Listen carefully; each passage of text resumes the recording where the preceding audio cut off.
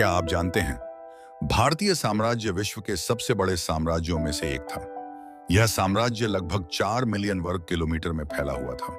इसमें कई महान शासकों और शक्तिशाली राजवंशों का योगदान रहा है।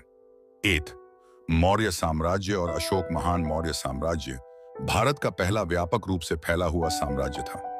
इसके सबसे प्रसिद्ध शासक सम्राट अशोक थे। कलिंग युद्ध के बाद अशोक का हृदय परिवर्तन हुआ और उन्होंने बौद्ध धर्म को अपनाया। इसके बाद उन्होंने अहिंसा, शांति और सहिष्णुता को बढ़ावा दिया। अशोक ने अपने संदेशों को पत्थरों और स्तंभों पर खुदवाकर पूरे साम्राज्य में फैलाया।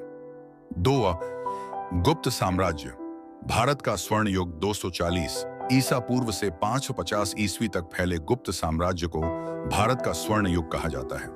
इस काल में विज्ञान, गणित, खगोल शास्त्र, चिकित्सा और साहित्य में अद्भुत प्रगति हुई।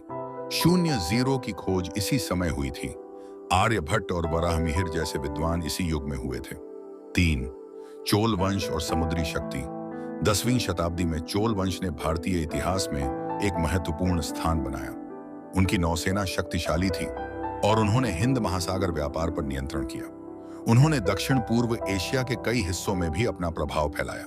चोल वंश कला, मंदिर निर्माण और प्रशासनिक दक्षता के लिए भी जाना जाता है।